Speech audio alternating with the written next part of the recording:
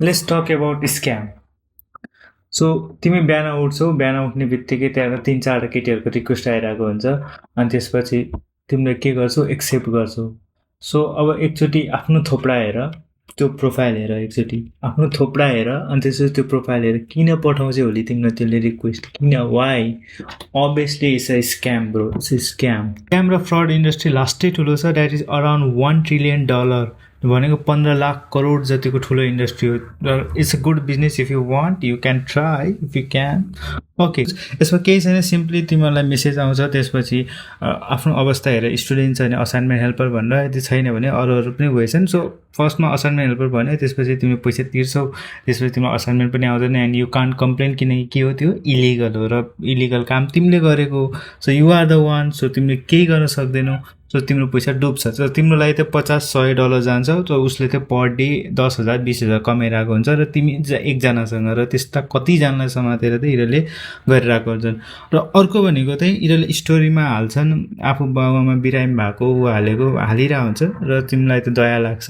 अब केटी मक्ख परेर अथवा केटाले मक्ख पारेर बोलिरहेको देखेपछि अभियसली तिमीले अलिकति पैसा दिँदा 5,000 10,000 दिँदा के नै हुन्छ भनेर you will donate it and you will get block and that's done, that's another scam. यो सानो सानो अमाउन्ट हुनसक्छ, but it's a large industry.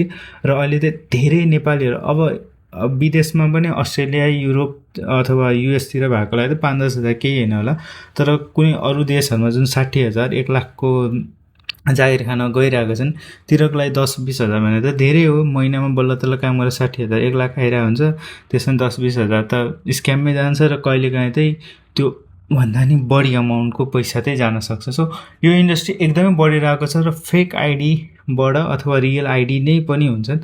So अर्को भनेको चाहिँ तिमीहरूलाई के हुन्छ नि, क्रिप्टोको स्क्रिनसट पठाउने, पहिला चाहिँ आफू हेर न बेबी मेरो त यति धेरै पैसा भएको छ, ऊ भएको छ, तिमी पनि हाल न भन्यो, अनि त्यसपछि तिमीले पैसा हाल्छौ and you are also gone.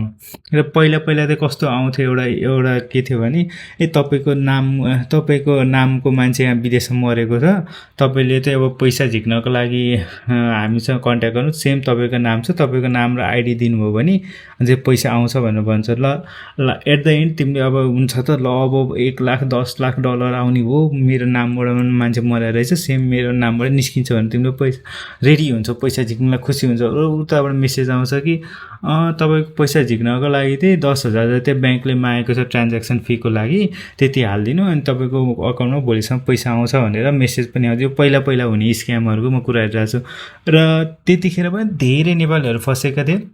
र अहिले चाहिँ के छ, स्क्यामरहरूले चाहिँ सानो अमाउन्ट तर धेरैजनालाई चाहिँ यसरी असाइनमेन्ट हेल्पर बनेर हुन्छ, अथवा कुनै केटीको फेक अथवा केटाको फेक आइडी बनाएर, अब कहीँ ट्राभलिङ गरेको, कहिलेकाहीँ चाहिँ इमर्जेन्सी छ, कलेजको फी तिर्नुपर्ने छ, अथवा डिफ्रेन्ट वेले चाहिँ स्क्याम भइरहेको छ। यो नर्मल केटीहरूले पनि गर्छन् होला, अथवा नर्मल केटाहरूले पनि गर्छन्, बट यो चाहिँ इन्डस्ट्री चाहिँ कस्तो छ भने, बङ्गलादेश, श्रीलङ्का, फिलिपिन्सहरूमा चाहिँ यहाँ मान्छेहरूको ग्रुप हुन्छ, चाहिँ 15-20 जनाको ग्रुप, तिनीहरूलाई तलब दिएर राखेको हुन्छ र तिनीहरूको जब भनेको तिमीहरूसँग च्याट गर्ने, तिमीहरूसँग पैसा माग्ने, अनि त्यसपछि त्यो पैसा चाहिँ हजम गर्ने।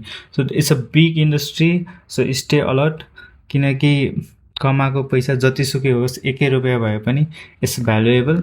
सो रिक्वेस्ट एक्सेप्ट गरेर बोलेर मक्ख परेर 500-1000 दिनुभन्दा अगाडि सोच्ने